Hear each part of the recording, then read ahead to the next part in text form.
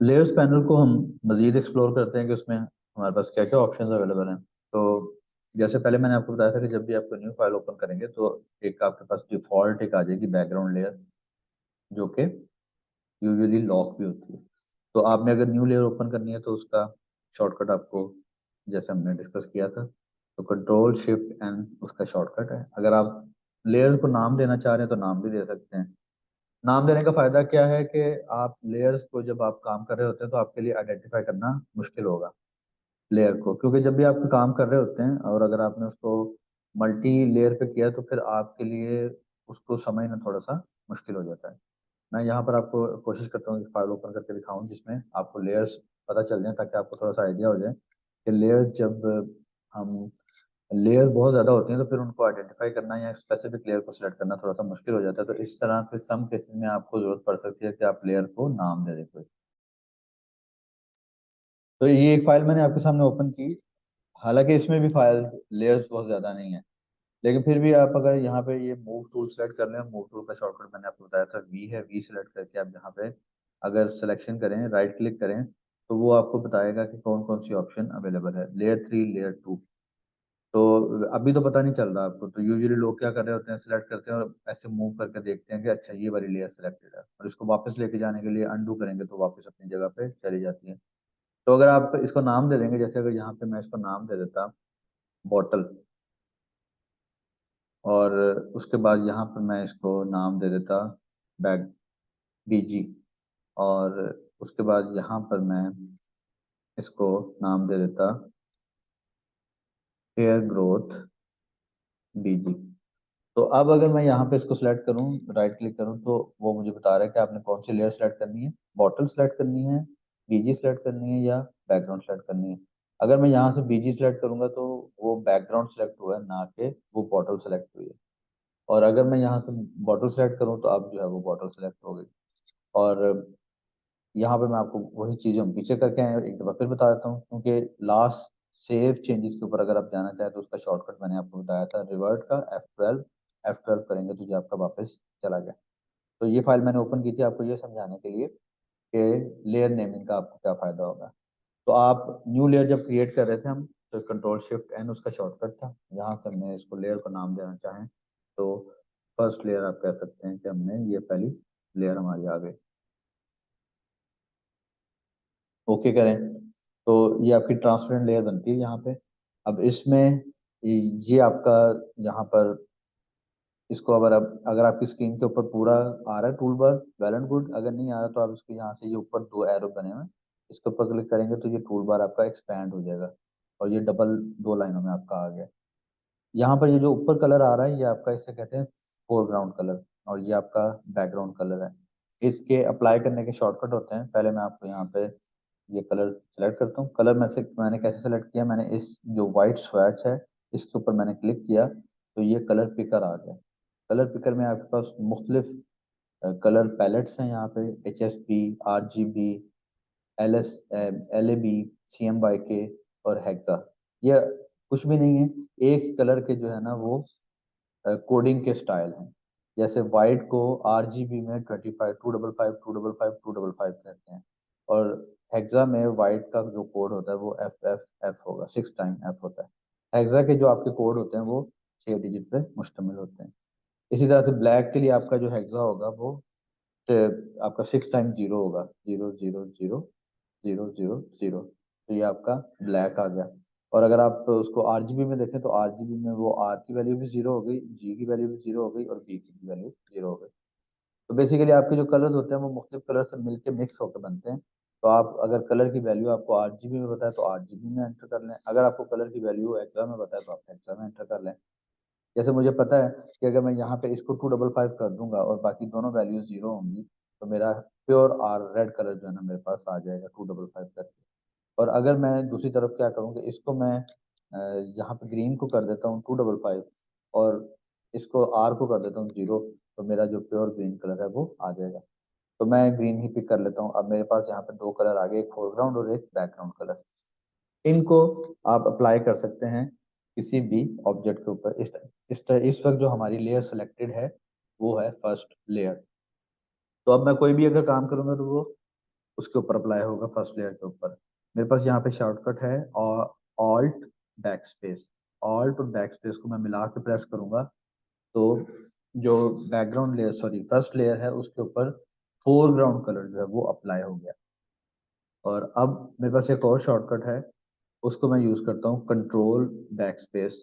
जब मैं control back space कर रहा हूँ तो मेरे पास जो कलर अप्लाई हुआ वो बैकग्राउंड कलर अप्लाई हुआ। आप यहाँ से आप फोरग्राउंड और बैकग्राउंड को समझ जाएंगे। इसमें अब ये जो कलर हमने किया था, इसको हम अंडू करके दोबारा वापस लेके जाते हैं। तो हमारे पास यहाँ पे जो बहुत ज्यादा यूज होगा टूल, वो यहाँ पे यूज होगा मूव टूल आपका, सॉरी ये जो आपका सिलेक्शन का टूल है। तो सिलेक्शन का टूल आपका यहाँ पे ये डॉटेड लाइंस आ रही हैं, बॉक्स आ रहा है, और आप इसका अगर माउस लेके हैं तो आपको इसका शॉर्टकट पता चल रहा है एम का, कि इसका शॉर्टकट है एम। आप इसको जब एम प्रेस करेंगे तो साथ ही आपका कर्सर भी चेंज हो जाएगा। और जब कर्सर चेंज होगा तो साथ साथ क्या होगा कि आपको स्क्रीन पे भी इंडिकेशन आ रही होती है कि आपका जो करंटली सिलेक्टेड टूल है वो कौन सा है। तो जो करंटली सिलेक्टेड आपका टूल होगा वो थोड़ा सा ग्रेड होगा, मतलब वो दूसरों से थोड़ा सा ज्यादा ग्रे आउट होगा। तो इस वक्त हमारा एम टूल सिलेक्टेड है। अब मैं क्या करता हूँ, मैं इस लेयर के ऊपर यहाँ पे एक ऑब्जेक्ट जो है वो ड्रॉ करता हूँ। तो मैंने एक स्क्वायर कह लें या रेक्टेंगल मैंने ड्रॉ किया। अगर रेक्टेंगल करना है तो हम इसको इस तरह से कर लेते हैं। तो अब अगर मैं यहाँ पे शॉर्टकट था मेरे पास आर्ट बैक स्पेस, तो मैंने अब आर्ट बैक स्पेस प्रेस किया तो फोरग्राउंड कलर उसके ऊपर अप्लाई हो गया। लेयर का यहाँ पे आपको प्रीव्यू भी नजर आ रहा है, कि प्रीव्यू से आपको पता चलता है कि वो लेयर पे कितना एरिया फिल हुआ है। तो अगर मैं इसको सेलेक्ट मैंने किया था, तो सेलेक्ट करने के लिए मैंने क्या किया था, मैंने एक शेप ड्रॉ की थी। तो अब जो भी काम आप करते जाएंगे वो सिलेक्शन के ऊपर ही अप्लाई होगा। फर्ज करें कि आपने क्या करना था, आपने ये व्हाइट एरिया को जो है बैकग्राउंड कलर अप्लाई करना था। तो आप अगर फर्ज करें जो बैकग्राउंड का शॉर्टकट है आपका कंट्रोल बैक स्पेस, वो सेलेक्ट हो, आपने वो अप्लाई किया तो बैकग्राउंड कलर अप्लाई हो गया। लेकिन बैकग्राउंड कलर तो आपने अप्लाई करना था व्हाइट एरिया के ऊपर। तो फिर उसके लिए आपको क्या करना पड़ेगा, आपको सबसे पहले डी सेलेक्ट करना पड़ेगा। डी सेलेक्ट करने के लिए या तो मुझे थोड़ा सा कर्सर को अवे क्लिक करना पड़ेगा। जैसे ही मैंने क्लिक किया व्हाइट स्पेस के ऊपर तो जो सिलेक्शन थी वो गायब हो गई। डीसेलेक्ट करने का मेरे पास एक और तरीका है, एक और जो शॉर्टकट है मेरे पास वो है कंट्रोल डी।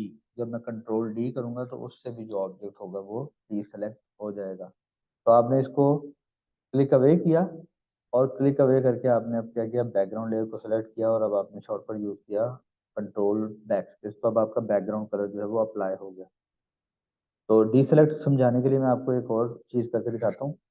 अच्छा, अब इसमें अब मैं फर्ज करें मुझे दोबारा इसको सिलेक्ट करना है, तो दोबारा सिलेक्ट करने के लिए मैं अगर दोबारा इसको सिलेक्ट करूंगा तो मैं अगर ऑल्दो को बहुत क्लोज भी रखता हूँ तो ये सिलेक्ट तो हो गया। लेकिन अगर मैं यहाँ पे Z अपना यूज करूँ जो कि शॉर्टकट था जूम का, और जब मैं उसको प्रेस करता हूँ वैसे ही मेरा जो आइकन चेंज हो गया, कर्सर चेंज हो गया। अब मैं इसको करीब लेके आता हूँ ये देखने के लिए कि मेरी सिलेक्शन कैसी हुई थी। तो आप यहाँ पे नोटिस करें कि जो मेरी सिलेक्शन है वो पूरा ऑब्जेक्ट सेलेक्ट नहीं हुआ। तो अगर मैं यहाँ से अगेन ऑल्ट बैक स्पेस करूँ तो वो बढ़ गया एरिया, लेकिन मैं तो ये नहीं चाह रहा था। अंडू करता हूँ, मैं तो चाह रहा था कि सिर्फ इतना ही एरिया सेलेक्ट हो और वो एरिया सेलेक्ट होकर मैं उसके ऊपर काम कर सकूँ। तो फिर मैं क्या कर सकता हूँ, एक ऑप्शन तो ये है कि मैं यहाँ से इसको दोबारा एम टूल को लूँ, और अब मेरी जो एरो कीज हैं उनसे मैं क्या कर लूँ, मैं इसको सबसे पहले तो फर्स्ट लेयर सेलेक्ट करूँ, एरो की सेलेक्ट करके मैं इसको करीब ले जाऊँ और यहाँ से मैं इसको ऐसे बॉक्सेस मिला लूँ। अब मुझे मैंने शॉर्टकट आपको बताया था कंट्रोल जीरो, उससे आपका क्या होगा 100% व्यू आ जाएगा। अब भी जो है वो क्या हुआ कि नीचे और लेफ्ट साइड पे आपकी स्पेस इजाफी है। इस स्पेस को क्लिक करने के लिए, कवर करने के लिए, जैसे ही मैं सिलेक्शन करता हूँ तो मैंने आपको पहले बताया था कि ऊपर प्रॉपर्टीज आ जाती हैं। तो ये जो प्रॉपर्टीज हैं इसमें आपके पास नेक्स्ट ये न्यू सिलेक्शन है, ऐड टू सिलेक्शन है, सब्सट्रैक्ट फ्रॉम सिलेक्शन है, इंटरसेक्ट विद द सिलेक्शन है। तो अब आप क्या कर रहे हैं, क्योंकि आपको ये वाइट स्पेस नहीं चाहिए थी, तो आप इसको करीब करें और अब आप इसको दोबारा सिलेक्शन टूल लें या मार्की टूल लें, एम प्रेस करें। अब आप जब इसको ड्रॉ करेंगे तो इस वक्त क्या सिलेक्ट है, न्यू सिलेक्शन। तो जैसे ही आप इसको कहीं पे भी करेंगे तो क्या होगा, पुरानी सिलेक्शन आपकी गायब हो गई और पुरानी सिलेक्शन की जगह आपकी न्यू सिलेक्शन आ गई। लेकिन हम तो ये नहीं चाह रहे थे, हम ये चाह रहे थे कि वो जो सिलेक्शन था बॉक्स में, उसमें जो व्हाइट स्पेस थी सिर्फ वो जो है ना वो ना रहे। तो हम इसको अनडू करेंगे। अब हम क्या करते हैं, हमारे पास एक ऑप्शन तो ये है कि हम यहाँ से सबट्रैक्ट जो है ना, सबट्रैक्ट फ्रॉम सिलेक्शन, इसको सिलेक्ट कर लें। जब मैंने सबट्रैक्ट फ्रॉम सिलेक्शन किया तो आप मेरा कर्सर देखें, उसमें सिलेक्शन के साथ माइनस आ रहा है। और अब जब मैं इसको यहाँ से ऐसे ड्रैग करूंगा तो क्या हो रहा है, वहां तक लेके आता हूँ।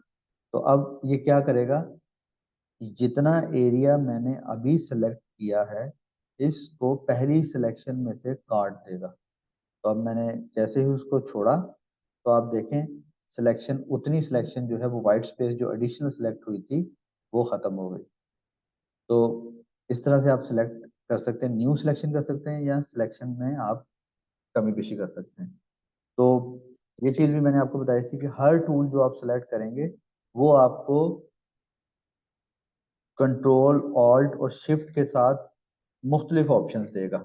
तो अभी तो मैंने क्या किया, मैंने जब सब्ट्रैक्ट सब्ट्रैक्ट करना था तो मैं यहाँ पे गया, तो मेरे पास ऑप्शन है कि मैं अगर यहाँ से एम टूल सेलेक्ट करूँ, मार्की को सिलेक्ट करूँ, और मार्की को सिलेक्ट करने के बाद अगर मैं ऑल्ट प्रेस करता हूँ ना और प्रेस करके रखता हूँ तो मेरा कर्सर चेंज हो जाता है। देखिए मैं जैसे ही ऑल्ट प्रेस कर रहा हूँ कीबोर्ड पे तो मेरा कर्सर जो है वो चेंज हो रहा है। और ना सिर्फ मेरा कर्सर यहाँ पे भी चेंज हो रहा है, ऊपर भी आप देखें यहाँ पर भी ये चेंज हो रहा है।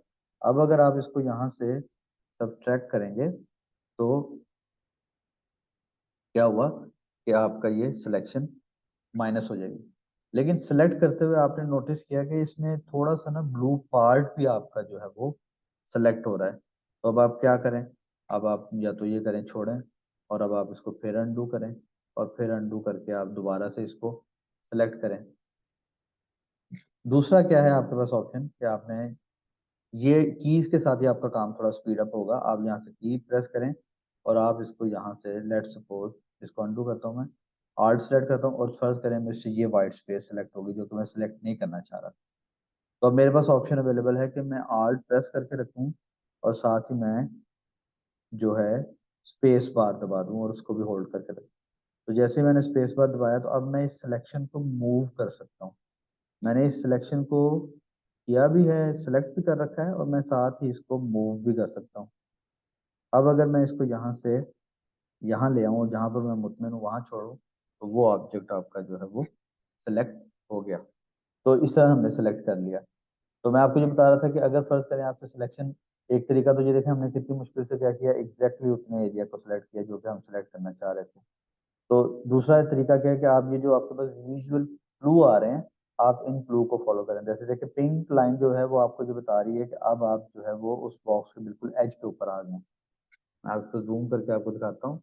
और अब देखें वो ऊपर वाली लाइन पिंक के ऊपर नहीं आई थी क्योंकि वो एजिस के साथ नहीं मिली थी। मैं इसको दोबारा ड्रॉ करता हूँ। अब अगर आप करें तो देखिए वो कह रहा है कि आपने जो अपनी सिलेक्शन स्टार्ट की है वो पिंक लाइन यानी कि वो उस एज के साथ मिल रही है। और जैसे ही मैं यहाँ पे लेके आता हूँ तो ये वाला एज मिल गया, इससे मुझे विजुअल क्लू भी मिल रहे हैं। तो सिलेक्शन मेरे लिए थोड़ी सी एग्जैक्ट उस ऑब्जेक्ट को सिलेक्ट करना मेरे लिए थोड़ा सा मुश्किल हो जाता है। तो उसके लिए फिर मैं यहाँ पे क्या कर सकता हूँ, यहाँ पे हमारे पास व्यू में एक ऑप्शन होती है स्नैप। स्नैप, तो आप यहाँ पे क्या कर सकते हैं, स्नैप लेयर्स, वैसे ये सिलेक्टेड है आपकी। स्नैप क्या करेगा, जो भी चीजें आप सिलेक्ट करेंगे उसको ऑटोमेटिकली नियरेस्ट ऑब्जेक्ट के साथ जो है ना वो आपका अलाइन करने की कोशिश करेगा। ठीक है, तो अब भी आपसे बहुत अच्छी सिलेक्शन, एग्जैक्ट सिलेक्शन नहीं हुई। तो उसके लिए शॉर्टकट एक है हमारे पास। मैं क्या करता हूँ, मैं लेयर के ऊपर जाता हूँ और लेयर के ऊपर मैं अपना माउस लेयर के जो प्रीव्यू है उसके ऊपर लेके आया, और मैंने यहाँ पे क्या किया, कंट्रोल को प्रेस किया, और मैं अब यहाँ पे क्लिक करता हूँ तो पूरी वो सिलेक्शन जितनी भी है वो एग्जैक्टली उतनी सिलेक्शन हो गई। आप इसको किसी भी साइड से मूव करके देखें तो आपकी सिलेक्शन जो है वो पूरी है। तो इस तरह भी आप इसको सिलेक्ट कर सकते हैं। तो मैंने जैसे पहले शॉर्टकट बताया था कंट्रोल 0, इससे क्या होगा 60% हो जाएगा, यानी कि स्क्रीन के ऊपर एरिया फिल हो गया हमारा। अब मैं क्या करता हूँ, मैं जो हम शुरू ये हुए थे कि हमें ग्रीन कलर करना था, वाइट बैकग्राउंड की जगह ग्रीन करना था। तो चले, लेयर तो हमारी सेलेक्ट हो गई और लेयर हमारी बैकग्राउंड से लेयर है, तो इसी के ऊपर जो हमारा शॉर्टकट था बैक स्पेस का, सॉरी बैकग्राउंड कलर फिल का, वो था कंट्रोल बैक स्पेस। मैं कंट्रोल बैक स्पेस करता हूँ तो कंट्रोल बैक स्पेस तो हो गया, लेकिन वो कलर नहीं नजर आया। तो कलर अगर आप यहाँ पे लेयर का प्रीव्यू भी देखें तो वो आपका कलर भी आपका हो तो गया, लेकिन नजर क्यों नहीं आ रहा? नजर क्यों नहीं आ रहा? क्योंकि वो एग्जैक्टली ब्लू वाले बॉक्स के पीछे है। तो फिर आपको जब भी आप काम कर रहे हो तो आपको इन चीजों का ध्यान रखना पड़ेगा, कि ध्यान रख के आप जो है वो फिर करें। अब ये देखिए मैंने फर्स्ट लेयर सेलेक्ट की और फर्स्ट लेयर को मैंने साइड पे किया, तो क्या हुआ, वो नीचे से ऑब्जेक्ट नजर आ गया। लेकिन बैकग्राउंड लेयर जो है इसको मैं मूव नहीं कर पा रहा। तो आप कोशिश करें कि अगर आप कुछ भी काम करें तो बैकग्राउंड लेयर के ऊपर ना करें, या अगर फिर आपने करना है तो आप यहाँ से अगर डबल क्लिक करें तो इस बैकग्राउंड लेयर को आप लेयर 0 कर सकते हैं, और ये अब आपकी अनलॉक हो गई। आप इसको भी जो है ना वो मूव कर सकते हैं। अब ये जो लेयर है, इस हर लेयर में हमारे पास यहाँ पे कुछ ऑप्शंस होती हैं जो कि अवेलेबल होती हैं। जैसे ये ऑप्शन है आपके सामने, जैसे ये है, तो इनको हम देखते हैं कि ये हमारे लिए क्या कर रहे हैं। तो अगर मैं यहाँ पे इस लेयर को सिलेक्ट करके, ये है मेरे पास फिल, तो फिल अगर मैं यहाँ से इसको सिलेक्ट करता हूँ और इसको मैं कम करता जा रहा हूँ, तो आप ये देखें वो जो लेयर है, उस लेयर का जो ओपेसिटी है वो कम हो रही है, यानी कि उसकी जो कलर की थिकनेस है वो कम हो गई, मध्यम होता जा रहा है। उसके नीचे से जो बैकग्राउंड है वो नजर आ रहा है। और साथ ही आप ये देखें कलर भी चेंज हो रहा है। जितने भी आपके कलर होते हैं वो, जैसे RGB की अभी मैंने आपको एग्जांपल दी, वो 3 कलर का मिक्सचर होते हैं, उन 3 कलर से मिलके बनते हैं। तो जब हमने ग्रीन में थोड़ा सा लाइट ब्लू मिलाया तो वो डार्क हो गया, डार्क ब्लू हो गया, सॉरी डार्क ग्रीन हो गया। इसी तरह से मुख्तलिफ कलर जो है वो आपके मिक्सअप हो जाते हैं। तो अभी मैंने जैसे आपको बताया कि हम कलर्स को मिक्स करते हैं और कलर्स को मिक्स करके हम एक नया कलर बना लेते हैं। लेकिन ये जो मिक्सिंग होती है इसमें भी मुख्तलिफ तरह की मिक्सिंग हो सकती है। डार्क की लाइट के साथ कैसे मिक्सिंग होगी, उसको अ, जो प्रॉपर वर्ड है वो है ब्लेंडिंग। और ब्लेंडिंग की सेटिंग आपके पास यहाँ पे अवेलेबल है कि ब्लेंडिंग का मतलब क्या है, कि ये वाले कलर के साथ कैसे ब्लेंड होगा। जब ये वाला कलर और नीचे वाला कलर और ऊपर वाला कलर, ये दोनों कलर मिलेंगे, तो वो आपस में एक दूसरे के साथ कैसे ब्लेंड होंगे। तो इसको हम ट्राई आउट करते हैं, तो हमें यहाँ से थोड़ा सा अंदाजा हो जाना चाहिए। ये हमारे पास यहाँ पे जब मैं ब्लेंड के ऊपर क्लिक करता हूँ तो नॉर्मल और मुख्तलिफ ब्लेंडिंग की ऑप्शन आ गई। Dissolve, darker, multiply, colour burn, linear burn, इस तरह के आपके पास मुख्तलिफ जो है ना वो ऑप्शन है। तो आप इनको जब करेंगे तो ये देखें डिजॉल्व करके जो है ना उसको वो डिजॉल्व हो रहा है, और डिजॉल्व होकर उसकी मिक्सिंग हो रही है। डार्कर अगर आप करेंगे तो जो डार्कर डार्कर शेड होगा वो उसका बनेगा। मल्टीप्लाई, दो कलर्स को जो है ना वो, समझ ले जैसे आप अगर पानी में जामेश्री डालें, तो अगर कम जामेश्री होगा, यानी वाइट पानी वाइट हो गया, अगर आप पानी को वाइट कह लें या ट्रांसपेरेंट कह लें, और रेड आपका अगर ज्यादा रेड आएगा, तो वो जो पानी का और जामेश्री का जो मिलके कलर बनेगा वो लाइट पिंक बनेगा। लेकिन अगर आपका रेड ज्यादा होगा तो फिर आपका वो रेड रेड की तरफ जाता जाएगा कलर। तो ये कलर की मिक्सिंग है, ये कलर मिक्स करके इनको ट्राई आउट करके ही आप देख सकते हैं कि ये आपका रिजल्ट जो डिजायर है वो कैसे आपको नजर आ रहा है या नहीं नजर आ रहा है।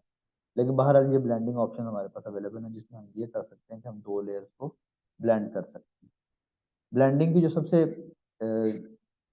इसमें जो मल्टीप्लाई है, इसका जो मोस्ट कॉमन यूजेज है वो अमूमन हम क्या करते हैं कि हम प्रोडक्ट के ऊपर जो अगर लोगो है तो लोगो के अराउंड जो वाइट कलर है, उस वाइट कलर को डिसअपियर करने के लिए हम क्या करते हैं, हम उसको शो करते हैं, मल्टीप्लाई ब्लेंडिंग भी करते हैं। मैं आपको करके दिखाता हूँ तो हम कैसे करते हैं। तो फर्ज करें मैं एक फाइल ओपन करता हूँ और उस फाइल के ऊपर लोगो लगा के आपको दिखाता हूँ। ये फाइल जो है हम यहाँ से ओपन करते हैं, और ओपन करके हम इसको क्या करते हैं, अब इसके ऊपर हम एक लोगो लगाना चाह रहे हैं। तो लेट सपोज कि मैं लोगो लेके आता हूँ और लोगो इसको लगाता हूँ, और वो लोगो जो है वो मेरा ट्रांसपेरेंट बैकग्राउंड वाला नहीं है, यानी उसमें साइड साथ वाइट बैकग्राउंड भी है। तो हम यहाँ से इसको क्लिक करते हैं और लोगो लेके आते हैं। ये हम लोगो लेके आ गए, फर्ज करें जी ये एक लोगो है, इसको मैंने यहाँ से क्लिक किया, क्लिक करके मैं उस लेयर के ऊपर लेके गया, सॉरी फाइल के ऊपर लेके गया, मैं यहाँ पे ले आया। तो अब ये लोगो मुझे यहाँ पे लगाना था, लेकिन अब प्रॉब्लम क्या हुई कि ये लोगो जो है ये वाइट बैकग्राउंड ट्रांसपेरेंट बैकग्राउंड में नहीं है। तो मैं यहाँ पे ब्लेंडिंग का में आता हूँ, ब्लेंडिंग में आता हूँ, मल्टीप्लाई करता हूँ। तो जैसे ही मैंने मल्टीप्लाई किया तो वाइट जो है वो एक तरह से डिसअपियर हो गया। वाइट असल में डिसअपियर नहीं हुआ, वो वाइट इस तरह से मिक्स हुआ, क्योंकि वो वाइट था तो वो एक तरह से गायब ही हो गया और सिर्फ जो डार्क कलर था वो रह गया। तो इसको अगर आप मजीद ऑप्शन यहाँ पे ट्राई करें, देखें नॉर्मल है, डिसॉल्व, डार्कर। तो यहाँ पर अब आपको डार्कर का पता चल रहा होगा कि जो डार्कर टोन है कलर की वो वो परसिस्ट कर रही है, लाइटर कलर जो है वो आपका छुप रहा है। ये देखें अब डार्कर आ गया, कलर बर्न आ गया, इसमें कलर जो है थोड़ा सा बर्न हो गया, लीनियर बर्न आ गया आपका, लाइटन। तो ये क्या हो रहा है, ये ऊपर वाली लेयर के साथ नीचे वाली लेयर जो है वो ब्लेंड हो रही है। तो this is called blending option. तो अभी हमने जो क्या किया था, हमने ओपेसिटी लगाई थी। तो ओपेसिटी का भी हमारे पास एक शॉर्टकट होता है। एक तरीका तो ये था कि मैं यहाँ पे जाऊँ और यहाँ पे जाके इसको कम कर दूं तो ओपेसिटी कम होगी। लेकिन मेरे पास, अगर मैंने यहाँ पे मूव टूल सेलेक्ट कर रखा है, तो मेरे पास ऑप्शन है कि मैं अगर कोई भी डिजिट प्रेस करूंगा तो ओपेसिटी उतनी हो जाएगी। जैसे अगर मैं अभी अपने नम पैड से या नंबर की से 50 प्रेस करता हूँ, तो जो कलर होगा, ओपेसिटी होगी, वो 50 हो जाएगी। या अगर 60 करूंगा तो 60 हो जाएगी। तो मैं अभी तो ज़ाहिर है आपको स्क्रीन पर नजर नहीं आ रहा, लेकिन मैं अब करने जा रहा हूँ 25। और जब मैं 25 करूंगा तो असूली तौर पे जो ओपेसिटी है वो 25 हो जानी चाहिए। तो आप यहाँ पे ये जो ओपेसिटी वाला पॉइंट है इस पे नजर रखिएगा। तो मैं यहाँ पे 25 प्रेस कर रहा हूँ, तो देखें जैसे ही मैंने 25 प्रेस किया तो उसकी ओपेसिटी जो है वो 25 हो गई, मुझे वहां पर नहीं जाना पड़ा। दूसरा एक और ऑप्शन ये है कि ये जैसे ही आप ओपेसिटी के ऊपर माउस लेके आए तो यहाँ पर आपके पास एक तरह से स्लाइडर आ जाएगा। इसको आप अगर क्लिक करें तो जितने जैसे ही आप इसको होल्ड करके अपना स्लाइडर राइट की तरफ लेके जा रहे हैं तो वो 100 हो रही है, लेकिन अगर मैं अपना स्लाइडर लेफ्ट की तरफ लेके आऊँ तो वो आहिस्ता आहिस्ता 0 हो रही है। जब 0 हो गई तो वो बिल्कुल ही गायब हो गया। तो मैं या तो यहाँ से कर लूँ, या मैं यहाँ से इसको स्लाइड कर लूँ, या फिर मैं डायरेक्टली जाके यहाँ पे क्लिक करूँ और 50% करूँ तो वो 50% हो गई। अगर 100% करूँगा तो वो 100% हो गई। तो यहाँ से आप क्या कर सकते हैं, ये ओपेसिटी की सेटिंग अप्लाई कर सकते हैं। तो लेयर्स हमारी इस तरह से एक दूसरे के साथ ब्लेंड होती हैं, फिर हमें उनको अ, उनके साथ जो है वो वर्किंग करनी पड़ती है। अच्छा, अब आप ये देखें कि इसी में अगर मैं इसी सिचुएशन को आगे लेके चलूँ और इसको मैं यहाँ से डिलीट कर देता हूँ। तो अब फर्ज करें कि ये आपने क्लाइंट को काम करके दिया और क्लाइंट ने आपको कहा कि ये जो biotin for hair growth and strong नजर आ रहा है ना, इसको आप ना ऐसा करें कि आप इसको ये जो है ना, ये वाला पॉइंट स्क्रीन का यहाँ पर ले आए। तो अब मुझे मुझे इसको यहाँ से उठाना है तो क्या करूँगा, ये मैं लेयर सेलेक्ट कर रहा हूँ, साथ ही मैंने शिफ्ट प्रेस कर लिया। अब मैं हेयर प्रेस कर रहा हूँ, राइट क्लिक कर रहा हूँ, हेयर वाली लेयर सेलेक्ट हो गई। यहाँ पर आपको विजुअल क्लू भी मिल रहा है। अब मैं राइट क्लिक प्रेस कर रहा हूँ तो स्ट्रॉन्ग वाली भी सिलेक्ट हो गई। यहाँ से मैंने ये भी सिलेक्ट कर लिया, तो वो चारों जो है ना सारे सिलेक्ट हो गए। हमने इसको पकड़ा, इसको पकड़ के हमने जो है ना उसको यहाँ कर दिया, क्लाइंट को कहा जी ठीक है जी, क्लाइंट ने कहा ओके ठीक हो गया। अब आप अगली लेयर पे चलेंगे, आपने डॉक्यूमेंट बंद कर दिया। थोड़ी देर बाद क्लाइंट कहता है आप ऐसा करें, और अच्छा आपने देखा यार फॉर तो नीचे ही रह गया, तो फिर अब आप फॉर को भी पकड़े और फॉर को भी पकड़ के यहाँ पे लेके आए। ये अब थोड़ी देर बाद, जैसे मैंने आपको बताया, थोड़ी देर बाद क्लाइंट को जो है ना वो आया ख्याल, वो कहता है यार नहीं यहाँ नहीं अच्छा लगा, आप ऐसा करें कि जहाँ पे जो हाथ नजर आ रहा है ना, इसका यहाँ पे आप उसको शो कर दें। तो अभी तो क्योंकि 4 लेयर्स हैं, मुझे हर दफा इसके ऊपर काम करने के लिए क्या करना पड़ता है, 4 लेयर्स को सिलेक्ट करना पड़ता है। तो मेरे पास एक ऑप्शन ये है कि मैं क्या करूँ, मैं इसको सिलेक्ट करूँ मैं फॉर को सिलेक्ट करूं, मैं इसको सिलेक्ट करूं, हेयर को सिलेक्ट करूं और स्ट्रॉन्ग को सिलेक्ट करूं, और मेरे पास यहाँ पे राइट क्लिक करके ऑप्शन आती है लिंक लेयर्स। तो क्या होगा, ये जो लिंक लेयर्स होंगी ये लिंक हो जाएंगी। तो अब आप अगर फर्ज करें बायोटिन को सिलेक्ट करेंगे तो बायोटिन के साथ आपकी बाकी भी मूव होंगी। अगर आप हेयर को सिलेक्ट कर लेते हैं तो हेयर के साथ जो बाकी लिंक लेयर हैं वो भी आपकी मूव करेंगे। तो आप लेयर्स को लिंक भी कर सकते हैं। तो इसका हमारे पास एक और सोल्यूशन ये है। अच्छा, लिंक लेयर का यहाँ पे आपको क्लू भी मिल रहा है कि लिंक लेयर का क्या है, लिंक लगा हुआ है। तो हम इसको अंडू करते हैं क्योंकि हम समझने के लिए कर रहे हैं, तो हमने इसको दोबारा वापस कर दिया। मेरे पास एक और सोल्यूशन है, वो ये है कि यहाँ पे ये जो हमारे पास नीचे ऑप्शंस हैं, यहाँ पे हमारे पास डिलीट तो हमने देख लिया था, न्यू भी हमने देख लिया था। हमारे पास यहाँ पे एक ऑप्शन है क्रिएट अ न्यू ग्रुप। ये जो न्यू ग्रुप है, यहाँ से इससे क्या होता है, एक ग्रुप क्रिएट हो जाता है। तो ग्रुप क्रिएट करने के लिए आप ग्रुप को भी नाम दे सकते हैं। आप कहते हैं जी, इसको हम कह देते हैं हेडिंग। ये हमारा ग्रुप आ गया हेडिंग का। अब हम क्या करते हैं, हम हेयर को भी इसके अंदर डाल देते हैं पकड़ के, और को भी इसके अंदर डाल देते हैं, और स्ट्रेट को भी डाल देते हैं, बैकग्राउंड को भी डाल देते हैं इसके अंदर।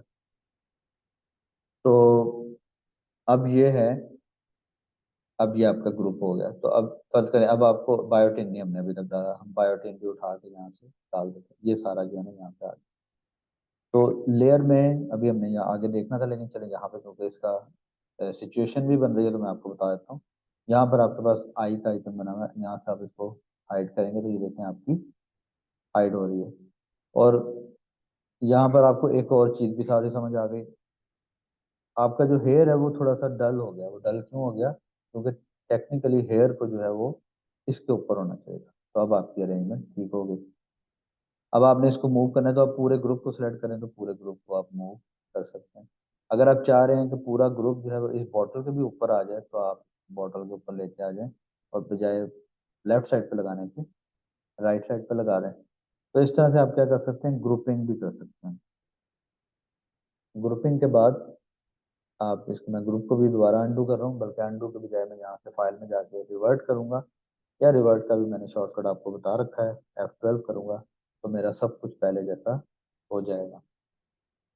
अब बाद औक़ात ऐसा ये होता है कि आप काम कर रहे हैं और ये लेयर आपकी बैकग्राउंड लेयर है, और आप चाहते हैं, क्या हो रहा है, आप काम कर रहे हैं और बजाय इसके कि आपने इसको इधर सेट किया था, ये बार बार आपसे चेंज हो रहा है। तो अगर आप चाह रहे हैं कि वो कोई लेयर ऐसी है जो कि आप उसको फाइनल कर चुके हैं और आप उसको मूव नहीं करना चाह रहे, तो आप लेयर को सिलेक्ट करके यहाँ से उसका क्या कर सकते हैं, इसको आप ये मूव का अगर करें, लॉक पोजीशन अगर करेंगे तो ये जो लेयर होगी आपकी ये लॉक हो जाएगी। इसको मैं यहाँ पे करता हूँ, इसको मैंने लॉक कर दिया। तो यहाँ पे देखें लेयर के साथ ही लॉक भी आ गया आपका, जिससे आपको पता चल रहा है। अब हम इसको सिलेक्ट करते हैं लेयर 2 को, जो कि बैकग्राउंड था, और इसको मूव करते हैं। तो कह रहे जी could not use the move tool because the layer is lock.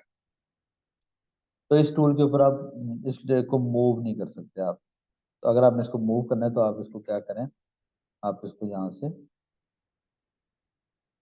Lock इसका ओपन करें। तो ये सिलेक्टिव लॉक है। अभी मैंने क्या किया था, अभी मैंने सिर्फ मूव लॉक किया था, लेकिन यहाँ से अगर मैं ब्रश लूँ तो ब्रश मैं इसके ऊपर कर पा रहा हूँ। आप देखें ब्रश मैंने इसके ऊपर कर दिया। क्यों, क्योंकि ब्रश नहीं मैंने लॉक किया। अब अगर मैं ब्रश भी लॉक कर दूं तो अब देखें इसके ऊपर मैं ब्रश भी नहीं यूज कर रहा। तो अगर फर्ज करें, इसको अगेन रिवर्ट करता हूँ, अगर फर्ज करें आपके पास एक ऐसी सिचुएशन है जिसमें आप चाह रहे हैं कि बस इस लेयर के ऊपर तो अब कोई और काम हो ही ना, तो यहाँ से आप इसको लॉक कर दें तो अब इसके ऊपर कुछ भी नहीं हो सकता, ये टोटली लॉक हो गया। जब भी आपने इसको यूज करना है दोबारा आप इसको अनलॉक करें तो आप इसको मूव कर सकते हैं। तो इस तरह से आप लेयर्स को लॉक भी कर सकते हैं। जब बहुत ज्यादा डॉक्यूमेंट में आपके लेयर्स बन जाती हैं तो मैंने आपको जैसे पहले बताया आइडेंटिफाई करने में मसला हो जाता है आपको। अब फर्ज करेंगे एक डॉक्यूमेंट है आपका, या एक आपने बनाया, डिजाइन आपने बनाया, और इस डिजाइन में बहुत सी लेयर हैं और आपको उस लेयर में से टेक्स्ट वाली लेयर चाहिए। तो आप उसको ढूंढ भी सकते हैं। सर्च का फीचर भी आपके पास अवेलेबल है। सर्च का फीचर आप अगर देखें तो ये ऊपर आपके पास आ रहा है कि आप इसको क्या कर सकते हैं, सर्च कर सकते हैं। तो सर्च कैसे काम करेगी, हम यहाँ पे सर्च करके देखते हैं कि सर्च लेयर की सिलेक्शन, सॉरी सर्च कैसे काम करती है। तो यहाँ पे सबसे पहले तो ऑप्शन आपके पास अवेलेबल है कि आप ऐसा करें, आप उसको उसकी जो टाइप है उसकी बेस पे आप उसको सिलेक्ट कर लें, नाम की बेस पे सिलेक्ट कर लें। जैसे ही देखें मैं नेम करता हूँ ना, तो वो कह रहा है आप इसको जो है ना वो सिलेक्ट करें और वो नाम डालें जो आपको चाहिए। तो मैं कहता हूँ यहाँ पे वो लेयर जिनके ऊपर हमारे पास ए और आई है, तो जैसे ही मैंने ए और आई लिखा तो मेरे पास दो लेयर्स आ गई जिनके नाम में ए आई आ रहा है, हेयर में भी ए आई आ रहा है और स्ट्रॉन्ग में भी जो है ना वो स्ट्रॉन्ग मेल्स में जो है ना ए आई आ रहा है। तो इस तरह आप अगर चाहें तो टाइप से सेलेक्ट कर लें, आप कहते हैं काइंड से। अब ये काइंड है लेयर की, कैसी लेयर हो, आप कह रहे हैं जी filter by pixel, filter by adjustment layer, filter by type layer. जब आप टी करेंगे तो सिर्फ वो लेयर्स आ जाएंगी जो कि टाइप की नहीं है। आप जैसे यहाँ पे ये सारे अल्फाज मैंने यहाँ पे टाइप कर रखे हैं, और अगर मैं ये करूंगा तो ये वो सारी यहाँ पे लेयर आ गई, बाय पिक्सल आ गई। और इसी तरह से ये मैंने जो शेप्स वगैरह ड्राइंग वगैरह कर रखी है वो आ गई।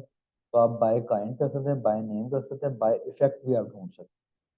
तो अगर आप ये देखें तो ये जो बायोटिन है इस पे आपको शेड नजर आ रहा है, ये हमने इफेक्ट लगा रखा है। ये जो इफेक्ट है आप इसको यहाँ से सर्च भी कर सकते हैं। हम क्या करने जा रहे हैं, हम कह रहे हैं हमें एक ऐसी लेयर को ढूंढना है जिसके ऊपर इफेक्ट लगा हुआ है। कौन सा, हम कहते हैं वो वाली लेयर हमें बता दो जिसके ऊपर ड्रॉप शेडो का इफेक्ट लगा हुआ है। तो जैसे ही आपने ड्रॉप शेडो वाली लेयर की तो वो आपके पास आ गया, उसने बताया आपको कि इसके ऊपर भी इफेक्ट लगा हुआ है, इसके ऊपर भी, इसके ऊपर भी, और बाकी लेयर्स के ऊपर आपके इफेक्ट नहीं लगा हुआ। तो ये आपने ट्राई आउट करना है, आप कलर की बेस के ऊपर भी सिलेक्ट कर सकते हैं इसको आप, बाकी आप देख लीजिएगा। लेकिन I think you got the idea कि लेयर यहाँ से आप टाइप की बेस के ऊपर या नाम की बेस के ऊपर आप सर्च कर सकते हैं और उसको फर्दर लेके जा सकते हैं। लेयर में हमारे पास और जो ऑप्शन है हम इसको एक्सप्लोर करते हैं। मैं यहाँ पर आपको ये विजिबल करने के लिए, लेयर में आपके पास ऑप्शन होते हैं कि आप उसको इफेक्ट भी लगा सकते हैं। वो इफेक्ट हम यहाँ पे लगा कर देखते हैं कि इफेक्ट किस तरह से काम करते हैं। पहले आप जो है इफेक्ट को आइडेंटिफाई कर लें। इफेक्ट आपका कैसे आइडेंटिफाई होगा, अगर आप इसको माउस को देखें, बायोटिन को देखें, तो बायोटिन के पीछे आपको शेड नजर आ रहा है। मैं इसको आपको गायब करके दिखाता हूँ, उससे आपको बेहतर अंदाजा होगा। तो मैं इसको हाइड करता हूँ इफेक्ट का, तो ये देखें बायोटिन के पीछे एक इफेक्ट लगा हुआ है शेड। तो आपके पास ऑप्शन होती है कि आप यहाँ पे इफेक्ट लगा सकें। मैं यहाँ से क्या करता हूँ, मैं इसको इफेक्ट को ये क्लियर करता हूँ, लेयर स्टाइल, इसको मैंने क्लियर कर दिया। अब मैं इसके ऊपर इफेक्ट अगर मुझे लगाना है तो मैं क्या करूंगा, मैं लेयर पे क्लिक करूंगा, लेयर पर क्लिक करके राइट क्लिक करके यहाँ पे मेरे पास ऑप्शन है ब्लेंडिंग ऑप्शन। ब्लेंडिंग ऑप्शन में ये सारे स्टाइल हैं। ये इनर शेडो हो गया, अंदर की तरफ शेडो आ गया, स्ट्रोक अगर आपने इसको बॉर्डर लगाना है वो है, कलर ओवरले इसको आपने तो कलर देना है, उस कलर के अंदर फिर ब्लेंडिंग ऑप्शन आ गए, कलर आपने मिक्स करना है। यानी जैसे ही अगर मैं इसको पिंक कलर दे दूंगा तो वो कलर पिंक इसके बॉर्डर के साथ मिक्स हो रहा है। ओपेसिटी अगर कम कर दूं तो वो हल्का सा पिंकिश हो रहा है। अगर आपको कभी ऐसी जरूरत पड़े कि आप उसको कलराइज करना हो तो आप यहाँ से इस तरह से भी कर सकते हैं। ग्रेडियंट आ गया, ग्रेडियंट में दो टोन की आपके आ गई। अब ये जो दो टू टोन है इसमें आपके पास आ गए इफेक्ट आ गए। आप कोई भी इफेक्ट सेलेक्ट कर लें तो वो इफेक्ट आपका उसके ऊपर अप्लाई हो जाएगा। फिर इसमें ब्लेंडिंग है, ओपेसिटी है, एंगल है, स्टाइल है, रेडाइल है, वो आपका एंगल हो, रिफ्लेक्टेड हो। ये सारी चीजें आप अगर जब इनको आप करेंगे, इनके साथ आप इसको अप्लाई करके देखेंगे बार बार, तो आपको समझ आ जाएगी कि कौन सा इफेक्ट कैसे काम करता है। इसी तरह ये पैटर्न बने हुए हैं, पैटर्न में ये एक लाइन है और यही पैटर्न बार बार रिपीट हो जाएगा। यहाँ पर आपके पास ये पैटर्न अगर आप ये लगा देंगे तो ये देखें वो फूल का इफेक्ट आ गया, लेकिन असल में वो एक छोटा सा पीस है जो कि बार बार रिपीट हो रहा है। इसको क्लिक करें तो ये देखें लाइन आ रही है, लेकिन असल में वो सिर्फ एक पिक्सल है। ये लगाएं तो जैसे टाइल आपकी होती है, फर्श फर्श पे लगी हुई टाइल है, एक ही डिजाइन या एक ही पैटर्न बार बार रिपीट हो रहा होता है वो, लेकिन देखने में ऐसा लग रहा होता है कि पूरा इफेक्ट लगा हो। तो पैटर्न लगा सकते हैं आप, आउटर ग्लो लगा सकते हैं, ड्रॉप शेडो लगा सकते हैं। तो हमने यहाँ पे क्या किया हुआ था, ड्रॉप शेडो लगा रखा था। फिर आप इसका एंगल चेंज कर सकते हैं, जैसे यहाँ पे क्लिक करें तो ये इसकी ऑप्शन है मुख्तलिफ, लाइट्स के एंगल के डिस्टेंस कितना हो, ये इसका डिस्टेंस बढ़ गया, आप देखें वो थोड़ा सा शेड फासले पे चला गया, स्प्रेड कितना हो, फैला कितना हो, वो जो शेड है फैला हुआ, साइज कितना है जी, ये साइज आ गया उसका। उसके बाद इसकी क्वालिटी किस तरह की हो, तो ये आपके शेड के इफेक्ट हैं। तो ये सारे आप इनके साथ आपको प्ले आउट करने की जरूरत है। आप इनके साथ जब करेंगे, देखेंगे बार बार इफेक्ट को ट्राई करके और जमा तफरीक करके देखेंगे, तो आपको समझ आ जाएगी कौन सा इफेक्ट जो है वो कैसा इम्पैक्ट डाल। इसमें एक सेटिंग हमारे पास और अवेलेबल है, वो हम यहाँ पे देख लेते हैं। बायोटिन के ऊपर ये यहाँ पे शेड लगा, लेकिन यहाँ पे मैंने शेड गायब कर दिया था। मेरे पास ऑप्शन अवेलेबल है कि मैं बायोटिन को सिलेक्ट करूँ और बायोटिन के ऊपर राइट क्लिक करके यहाँ से मैं इसको कॉपी लेयर स्टाइल करूँ। ये कॉपी लेयर स्टाइल आ गया। उसके बाद मैं बॉर्डर को सिलेक्ट करूँ और बॉर्डर को सिलेक्ट करके यहाँ से मैं पेस्ट लेयर स्टाइल करता हूँ। तो वही शेड जो बायोटिन के ऊपर लगा हुआ था, वही हमारा बॉटल के ऊपर लग